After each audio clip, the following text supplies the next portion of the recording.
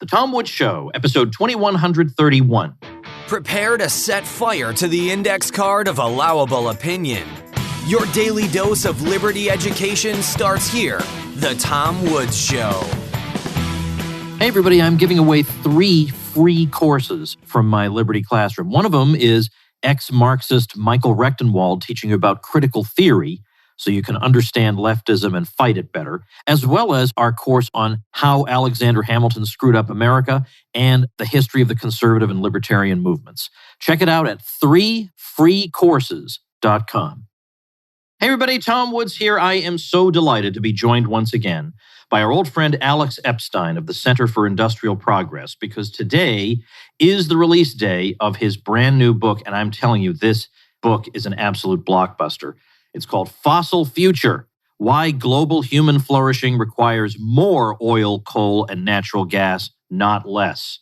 How about that? Alex, welcome back. Thanks, Tom. Always great to be here. All right, look, this thing is a blankety-blank masterpiece, this Fossil Future. I mean, if I wrote a book like this, as thorough and convincing and that absolutely demolishes something that every respectable, right-thinking person thinks we all know, I would feel like I could legitimately retire and feel like I'd had a successful life. I don't say that, but I interview a lot of great authors, have written a lot of great books. But this thing is an astonishing piece of work. And if people listening to this confine themselves just to our conversation today, well, that's better than nothing, but it would be a terrible tragedy. I mean, you honestly need to have this thing. Well, I'm a little bit lost for words, but that's amazing. I mean, I'm so glad you think that. And just to put it in perspective, I spent 6 months on the moral case for fossil fuels when I knew 1/10 as much about energy. And I spent 3 years on this one. And it's because I thought it was possible to create something like what this eventually ended up as, but it was very difficult to get it there.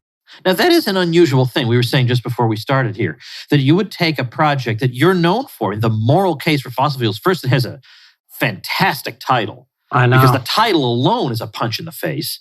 And so many people were influenced by it and enjoyed it. And then you took this project on again in this book. So it does lead to the question, why would you do that? I mean, the thing is, for me, I have very kind of entrepreneurial bent, and I think of writing as a product.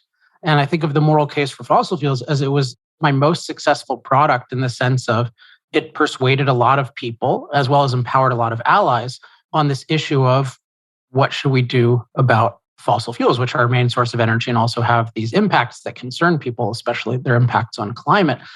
And I was just looking at the world, and the thing is that book had a lot of influence. It was a success for me personally, but the global discussion and policy was still going in a really, really bad direction. And I was thinking about like, okay, what can I possibly do? And I looked at everything I'd ever done and I thought, well, you know what?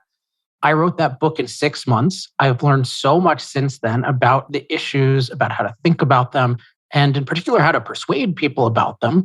And so I think the best thing I could do to give me a chance at really changing this global debate much more is just to totally redo the thing and just write a total replacement. And in particular, one that's very focused on the future, hence the title Fossil Future, because what we're really facing is a movement that says we need to eliminate fossil fuels in the near future. And I wanted to look at the issue, and I expected to conclude, and I did conclude, that we still need more fossil fuels for decades and even generations to come. So it was, I just thought I could do a much, much, much more effective thing. And this was the best way that I could think of how. And I'm very happy in a sense that it's coming out at a moment where I think people are more open than ever to this because they've seen that the anti-fossil fuel establishment has caused an energy crisis.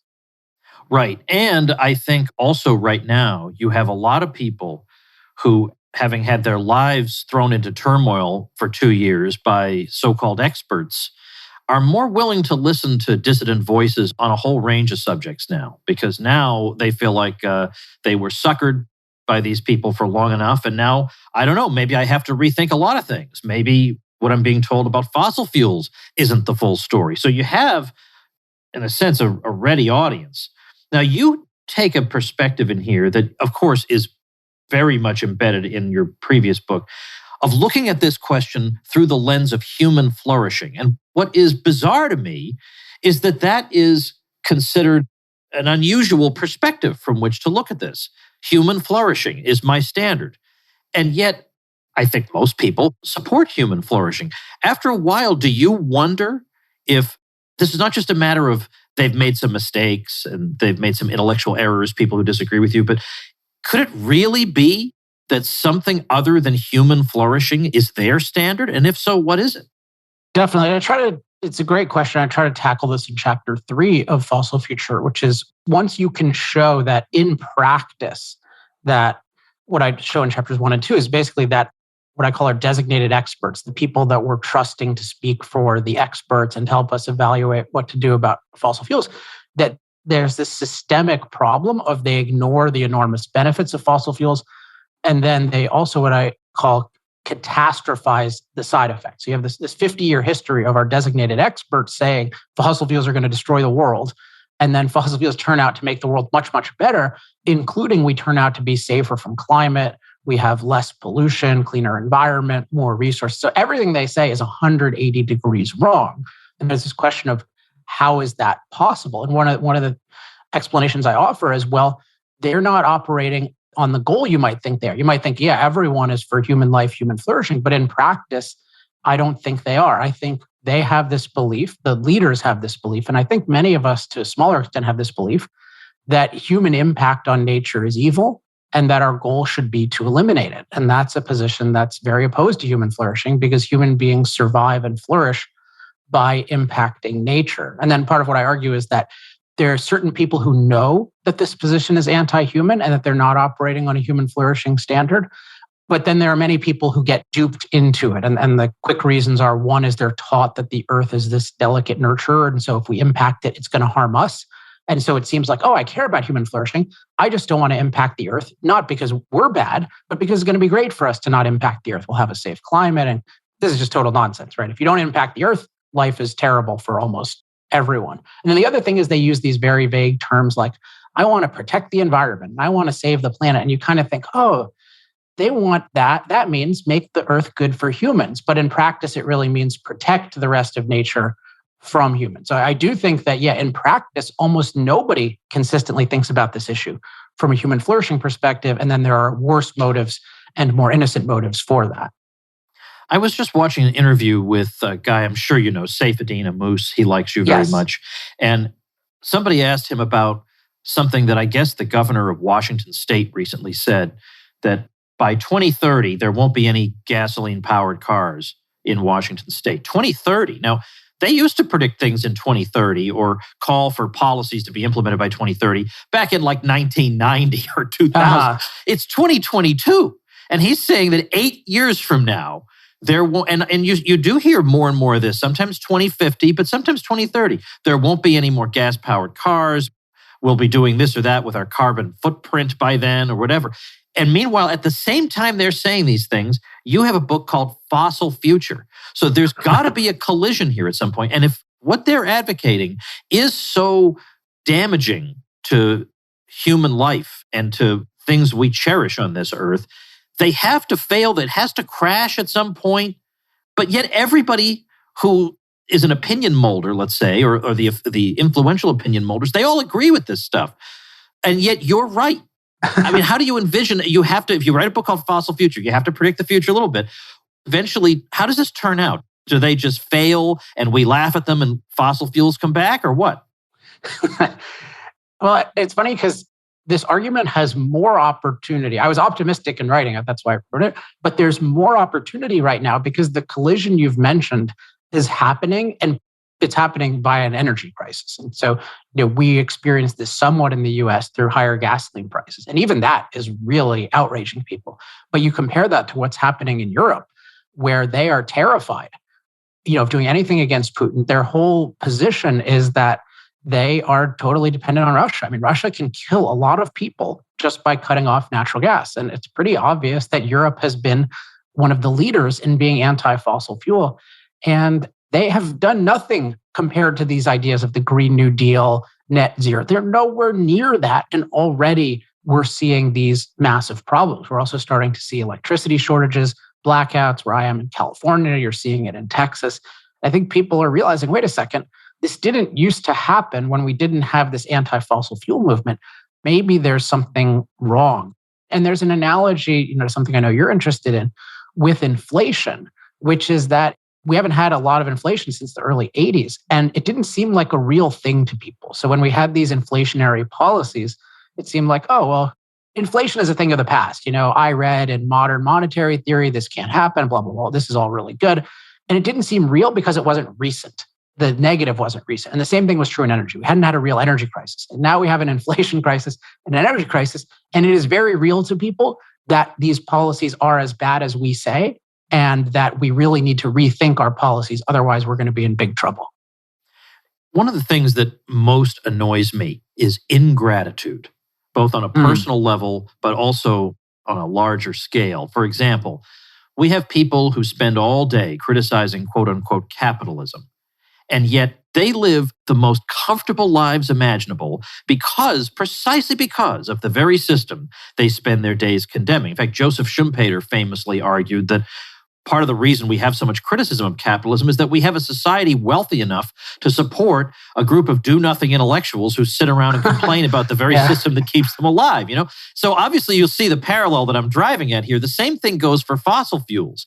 The loudest of the critics are telling us all day long about how we need to get away from fossil fuels. But as you point out, and I think maybe this in some ways is the most, it's hard to say which is the best chapter, but chapter 4 of your book, called Our Unnaturally Livable Fossil-Fueled World, reminds us that we ought to be grateful for whatever the side effects may be of fossil fuels. They are swamped by the overwhelming benefits to our lives, and there is no appreciation of this.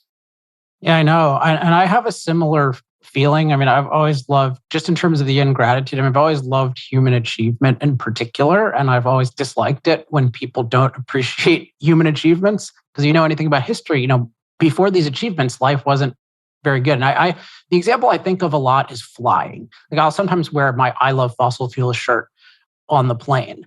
And what I think of sometimes is, someone would be comfortable wearing an I Hate Fossil Fuel shirt on the plane. But to me, that's exactly like wearing an I Hate Pilots shirt on the plane. Like if you wore an I Hate Pilots shirt, what would the pilot do? He should kick you off the plane, or at least say something really negative, because he's making it possible.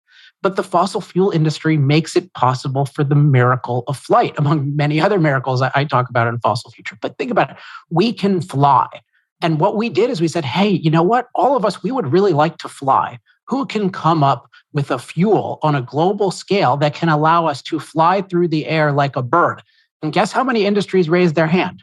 One, the oil industry. They said, we can do this. And we said, great, let's do it. And then we said, oh, by the way, we hate you and you're evil for making us fly. So that's just one example that I think about a lot of the broader ingratitude of having this miraculous life that's made possible by this very unique industry. That's the only industry that provides energy that's low cost, reliable, versatile, every type of machine on a scale of billions of people in thousands of places. So I'm totally with you. We need a total reorientation toward the fuels, but also toward the people who produce them. And yet what's odd is that the people who produce them themselves very often seem apologetic, like they want to appease these people, or if I say the right thing about the wickedness of my industry, maybe that will buy me 5 more years or something. You don't really see a Howard Rourke figure. You don't see somebody who just proudly says, this is what I do, and it's great for me, but it's great for mankind, and it's great for you, and forget about getting any apologies from me. Wouldn't you? I would love to see an Ayn Randian kind of character emerge from this industry. So I would too. And I wrote about this in Moral Case for Fossil Fuels. And the good news is that it has started to happen. So one example that was fairly prominent was that the North Face has this anti-fossil fuel stance. And one of their customers, a guy named Adam Anderson, who's the CEO of an oil field services company, he tried to get some jackets, I think, from them with his company's logo. And they said, no, we don't do this, basically. Like, we don't do fossil fuel companies. And by the way, these jackets are made of oil and natural gas, right? I saw the video he made. I know who you're talking about. Oh, there's another guy actually who made a follow-up video who's also in the industry named Chris Wright, who's another Oh, that's guy. the one. I was thinking of Chris Wright, yep. But yeah, they both did these great things. But Adam wrote this letter, and it was really straight out of the Moral Case for Fossil Fuels because he had read it and been very influenced by it. And he really, really gets it. I mean, he's like the CEO who's most aligned with me intellectually in terms of getting my arguments and agreeing with them and using them. And what was so cool is he did this. It got a lot of attention. And the North Face had nothing to say. It wasn't this thing that people imagine, which is, oh my God, they're going to come down on you with all these amazing scientific arguments and moral superiority. They just totally evaded the issue. And to my knowledge, they still haven't responded. And what it shows is when you really reframe this issue around looking at the full context, looking at this issue from a human flourishing perspective, and talking about the full benefits of fossil fuels in addition to side effects, the other side has nothing to say. It's unavoidable that in talking about this, you have to talk about alternatives. And you must be sick to death talking about solar and wind. Right? I'm not sick. All right, well, good. I would hope not. And I have a new argument that I'm really excited about talking about. Oh, try it out on us. Let's hear. Well, it's mostly here's the thing. People should read Fossil Future, but this is the one argument I've come up with since Fossil Future that is not fully in Fossil Future. So when I revise it, this will be added. So hear about alternatives. I think people are more and more seeing there's a problem in practice because the places that use solar and wind most are having all sorts of problems in terms of cost and reliability. But you'll hear these studies sometimes where it's like, this academic proved that the whole world can run on solar and wind by 2050. And this is a kind of thing where it seems intimidating to people. So for example, I debated this guy, Andrew Dessler, a climate scientist who somehow won't debate any kind of climate catastrophe stuff, but has become an alleged expert in energy economics. And he debated me. And his one point that had any compelling nature to people was, oh, well, there are all these academic studies that show that we can do this. And that supposedly refuted all of my real world evidence about what has happened and what is happening. And so I thought about what's an efficient way to refute these alleged studies. And I think I came up with something that's very much based on Austrian economics. And it's basically that all of these studies that claim to be able to rapidly replace fossil fuels with solar and wind have three things in common: that they are claiming are low cost, but that we know are of indeterminate high cost. So one is they involve things that have never been done before. So including things like hydrogen planes, which don't exist on the market, or these schemes of interconnecting solar and wind and batteries on a global scale, which have never been done. So, when you're doing something that's never been done and not tested at all, it has an indeterminate but high cost. Then the next thing that's even more obvious is that they involve unprecedented amounts of development in the form of mining and infrastructure building. Because solar and wind are dilute, they require much more in the way of materials, much more in the way of transmission lines, et cetera. So you've got an unprecedented amount of that on a crash program, right? It's a crash program on a rapid timetable. So what happens when you do something unprecedented in terms of volume on a rapid timetable? The costs go up. And then the third thing, which is the kicker, is all of this is taking place in an anti-development environment. So you have this unprecedented development in nature and scope on a crash timetable in an anti-development environment. And then some academic claims it's going to be cheap, whereas there is no way of knowing how much it'll cost. But all three of these things will increase cost. And so sight unseen, these plans are all total crackpot. So it's like this is an example of the kind of central/government planning fallacy. But I like just the specificity of what's going wrong in all of these claims where they'll say oh, of course, we're going to produce 10 times more batteries or 1,000 times more batteries, but they'll be cheaper than today and it's going to happen in 20 years. And you're like, no, that's definitely not how the world works. You can't just take today's price, assume that it's going to be lower on a scale of 1,000 times on a crash timetable. All right. Well, I love these conversations with you, honestly. I want to, because you mentioned academic studies, I wasn't sure I was going to ask you, but early on in your book, you say, I understand why coming into a book like this, you might be inclined not to give me the benefit of the doubt because there is this widespread expert consensus about the need to eliminate fossil fuels. And so you might be inclined to think, well, maybe there's at least something to that. And now I want to explain to you why you should think differently. Has your experience in writing about climate, writing about energy, writing about fossil fuels, has it changed the way you look at academia? And if so, what do you think is going on? What is the fundamental problem with academia that we get all these worthless studies and we have crazy people teaching nonsensical things, easily refuted, can't debate their way out of a paper bag, and yet we're taught to look up to these people in our society? What's really going on? I mean, is this just a matter of a little bit of reform should fix the problem, or is there just something sick going on here? I mean, why is it that somebody like you get this book published by a very, very good mainstream publisher, Penguin Random House, But for you to get much of what you're saying published in these academic journals would be almost an impossibility. And yet you're right and they're wrong. So what do you make of this? Is this just a widespread error, or is there corruption? What do you think it is? Yeah, there's a lot going on here. And I would encourage people, I think you can just read this for free online. There's a discussion in chapter 1 of what I call the knowledge system, which I think is a really helpful concept for understanding what does it mean when we're told the experts say X? Where does that come from? And it doesn't come from directly getting the knowledge from all the expert researchers. There's a whole set of stages that can very much distort what researchers think, if researchers happen to be right, and they can also be wrong. But I'll talk about academia specifically here. And I think it is really, really important that we have an intellectual monopoly establishment in academia. And this is very related. I mean, to say the least, it's completely related and determined by the fact that we have government control of education, and including so-called higher education. People think when they hear about, oh, government's going to give everyone school, they just think of this as this open-ended positive. But as somebody who believes in freedom to think about things, I am terrified of government-controlled education because it means the government gets to decide what is a valid idea and what is an invalid idea. And that means ultimately politicians get to decide that. So they decide that at every level of school. And then they decide that in academia, including research academia. So one story that came up in the book that really affected me, that's why I shared it, was Freeman Dyson. So Freeman Dyson is a legendary physicist, colleague of Einstein. And when the government was starting to, along with academic institutions, because they always go together, was starting to study the effects of CO2 on climate, and they were trying to model it, Dyson said, well, you have to make sure to look at the effects on plants, because he thought, well, those are more well-known. They could easily be bigger, and they're clearly very significant. If you add a whole bunch of CO2 to the atmosphere, that's plant food. That's going to have a lot of positive effects on plants that humans use, as well as the broader biosphere. There's going to be more life on Earth, all things being equal. And the point he made is that they just totally ignored that. And this is Freeman Dyson. What if Freeman Dyson can't influence this? How can Alex Epstein? But you think about what's the government's motive in most climate research?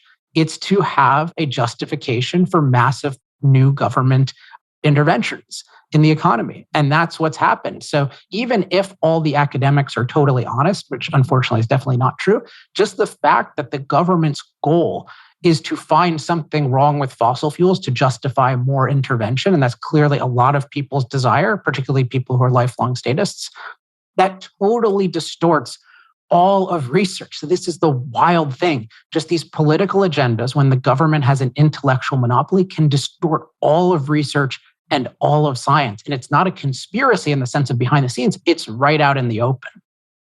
And so this is why in so many cases that we need to look to independent scholars like yourself to get the full truth. I mean, we could say the same thing about a number of fields. For a long time, we were told, don't eat eggs. Don't eat eggs? What kind of an idiotic thing is that to say? But that was the mainstream view, and only the occasional crackpot would tell you, actually, eggs do a lot of good for you. And now it's, oh yeah, maybe we should have been eating eggs. So at this point, I used to, I think, at one point in my life, I probably did defer to the quote unquote experts because I thought, well, they have in an ideal world, if there's a group that has a large body of specialized knowledge, then I would defer to them. And in some cases, like the guy who makes, builds my car, I don't know how my car works, I defer to them. But my gosh, as I say, after we've lived through 2 years of deferring to people because they have degrees, and I see what destructive totalitarian nonsense comes out of them, I don't know how much longer I can do that. Probably not. Well, now, let's talk about just very quickly on the COVID thing, because you and I were both very passionate about this, and you were nice enough to have me on your show a couple of times. And I really wanted to get on the record about how to think about that issue. And I think I was vindicated about how to think about it. So the issue you raised is so important because we absolutely need specialized / expert knowledge to function as individuals and as a society. And yet we know that what we're told the experts say can be totally 180 degrees wrong. So in Fossil Future, I give a bunch of guidelines how to think about this, but one in particular that really came up with COVID is anytime you are told the experts or the scientists say that a given course of action / policy is mandated, you are being duped. Because the policy is always going to be determined by a wide variety of factors, never just one narrow domain. So it's never just climate science, say in energy, or just virology or just COVID in the case of COVID, because there are all these other diseases and all these other considerations, which is part of what we were talking about the whole time. You can't just look at this one thing. So if you just have a single specialist tell you what to do about a policy issue that involves multiple factors, that's a fraud.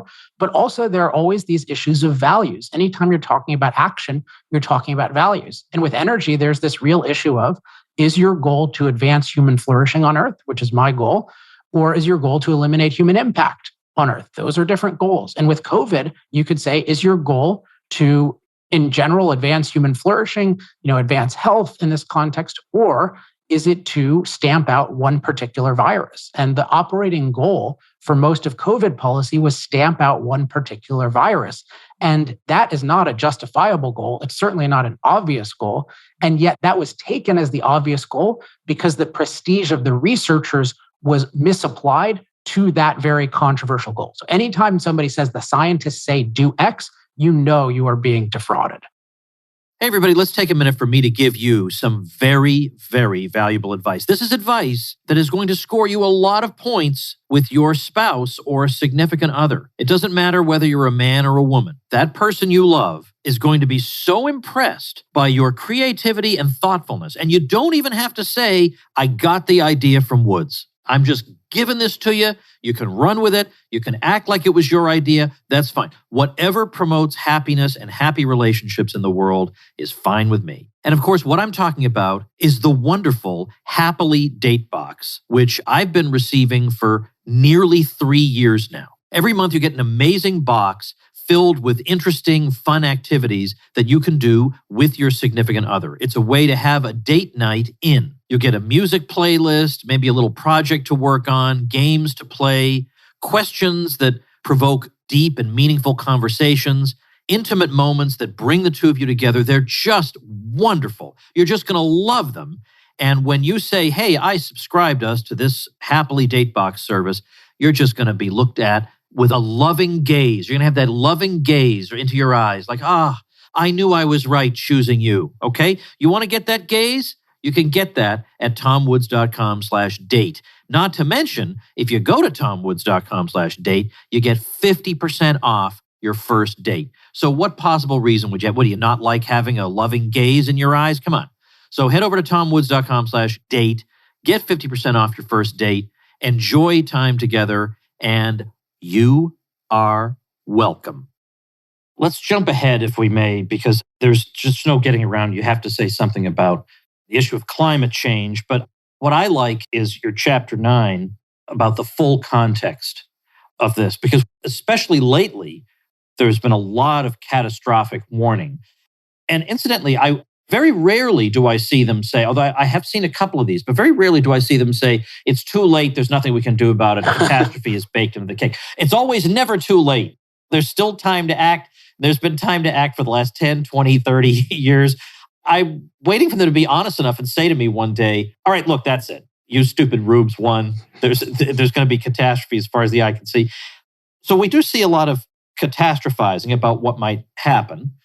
And we also get told about all the individual bad things that could happen. But it does seem to me that given that temperatures have been variable over the centuries and millennia, that a somewhat modest change in the temperature should have pros and cons. I don't understand what would be all cons. Me neither. So how do you address this?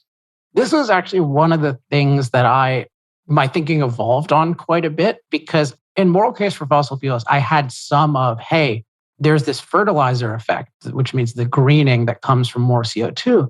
But I don't know if I talked at all. If I did, I talked very little just about the benefits of warming. And I realized that's because I still had some of this bias against human impact that pervades our society. And so I had some element of, well, if we cause the warming, it must be bad, must be mostly bad or overwhelmingly bad. And yet, if you look at the situation, what we know is that cold-related deaths far, far exceed heat-related deaths. That's one thing. We know that, in the different models and in practice, cold regions of the Earth, when it's warming, warm more than warm regions. So it's not the equator gets super hot. It's more that the polar regions get less cold. And so just that alone And also, given that people tend to want to live in warmer areas, we're a tropical species, what global warming / climate change really mean is that the Earth becomes more tropical at some rate. And why are we assuming that's all bad? So the fact that this is just a giveaway that there is this anti-human / anti-human impact bias in the world, that we just assume that if we cause warming, it must be bad. And if you look at the numbers, it's particularly crazy because they talk about 1.5 degrees and 2 degrees as these terror numbers, but that's starting from the 1800s. So we're already at 1 or 1.1 degree. So what they're saying is another half a degree or degree of warming is going to make the world this terrible place uniformly, even though the world is an amazing place, including, as I like to stress, we are 50 times safer from climate-related disasters. So 50 times fewer people die from climate-related disaster deaths than did 100 years ago. So one other perspective is if people deny the present, they can't be trusted to predict the future. So the people who act like today's world is terrible and we're super endangered from climate, that is factually false from a human flourishing perspective. So we obviously, if they think today's world is bad climate-wise, nothing they say about the future can be trusted. Indeed. So I'm going to give you a little challenge here. Let's imagine that you are, in fact, in a debate, and the debate is centered around a resolution involving the desirability of phasing out the use of fossil fuels, and you get a 1-minute opening statement. Mm-hmm. What would that look like? What do you try to hit? How do you get people to change the way they look at this, the lens they're using, in just a little time? I would just say for people listening, check out energytalkingpoints.com because I have a lot of stuff there, including fossil fuels. But I think the key things to get are that low-cost, reliable energy is crucial to human life because that's what enables us to be productive and prosperous, and otherwise life is pretty terrible. And then the fact is that the world desperately lacks energy. We have 3 billion people who are using less electricity than one of our refrigerators. If we look at how people can get that energy, we see that fossil fuels, after 100 years of competition, are 80% of the world's energy and growing fast, particularly in the poorest parts of the world that most value low-cost, reliable energy. So you at least have to acknowledge that fossil fuels have incredible benefits going forward and that it could very easily be tragic if we lost them. And then on top of that, you have to recognize that fossil fuels, one thing they do that we don't recognize is they make us far safer from climate because they enable us to do things like heat when it's cold, cool when it's hot, alleviate drought, et cetera. And that climate mastery has brought down climate-related disaster deaths by 98% or 50x over the last 100 years. So I would just try to get at, there are these amazing benefits of fossil fuels, including climate benefits, that nobody is talking about. And the fact that nobody is talking about that should make you question whether they're thinking about it the right way. All right, that's very good. And then on the other side of things, maybe painting a picture for people of what life would be like if the anti-fossil fuel crusaders got their way might be effective. Because Patrick Moore, you know him, formerly of Greenpeace, paints a very, very grim picture of what this would mean for human life. I mean, it's astonishing to me that AOC and other people can talk about the Green New Deal as if it's this extraordinarily wonderful thing. But if implemented, it would lead to extraordinary human suffering and impoverishment. I mean, I think it's hard to imagine life going backwards. But I think, the best example we have in recent times is Venezuela, which is a relatively prosperous Latin American country. I don't think anyone could have imagined the kind of degradation that occurred, and that's anti-freedom. But part of anti-freedom is anti-fossil fuels. So you see what happens when you don't have a properly functioning grid, when fuel is hard to access. I mean, you have something like the average person losing 25 pounds involuntarily.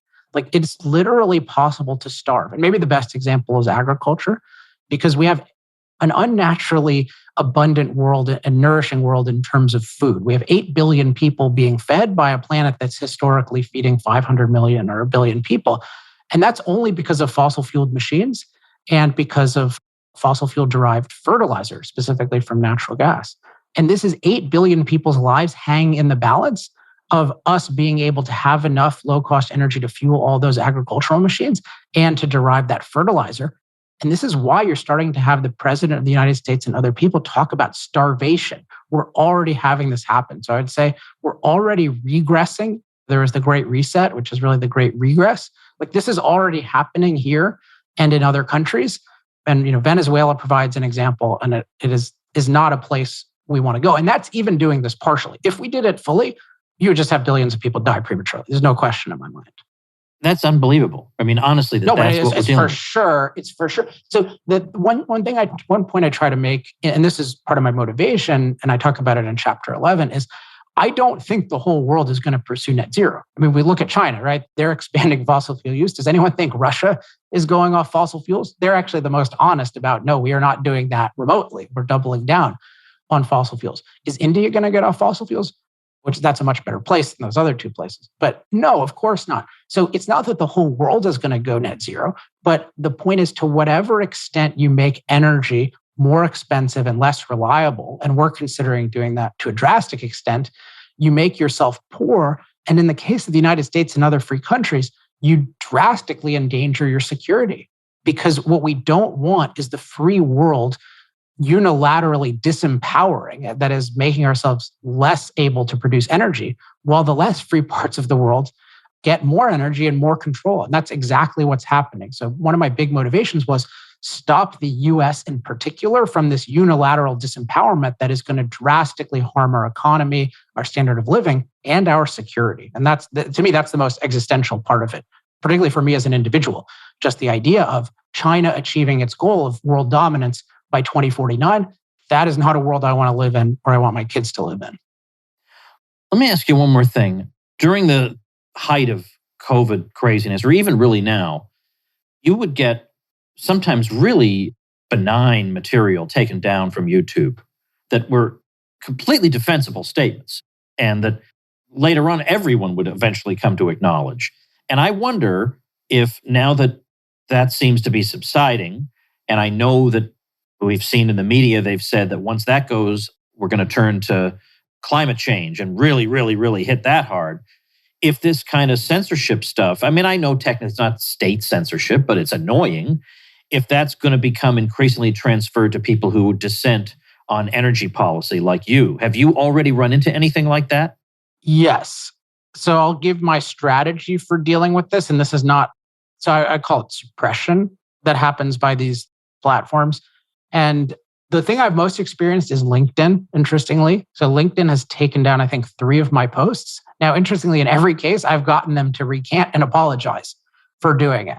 But that's because I have a big public platform and I'm very, very savvy about the exact facts that I post. So I don't post things that can be manipulated in a certain way. And in particular, so basically, if you want to get canceled or deplatformed, the way to do it is you say something that's a close to a purely scientific statement that contradicts a government official scientific statement on an issue that it considers urgent. So COVID would be the number one, but also climate. So I don't do that. What I do is I always make evaluations. I mean, I'll give certain facts about the kind of economics of climate, about climate-related disaster deaths, but I don't say things like, oh, the consensus is total bullshit, the IPCC is totally wrong on science, and this would be something I don't believe, but like the sun is the only thing warming the earth, right?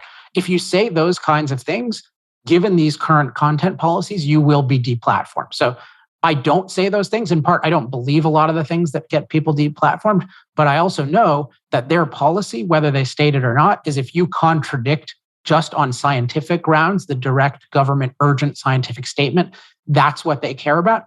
And at least so far, they don't care about the other things. Now, Elon Musk, whom I have very mixed feelings about for many reasons, he's talking about, I want to make Twitter freer. But then the other day he said, well, this is pretty much an exact quote. He said, well, like, I don't want things that are illegal or bad for the world. Now, this is a guy who's blocked me on Twitter for saying that the Tesla is a good fossil fuel powered car. So the idea of bad for the world as a standard is quite ominous in my view. And of course, and who gets to decide that? Him? Right. So I think he was probably, I just think he hasn't actually, it's very complicated to think about how to do content moderation and policy on a platform. And I don't think he's thought all of this stuff through. So I don't think he would actually settle on that.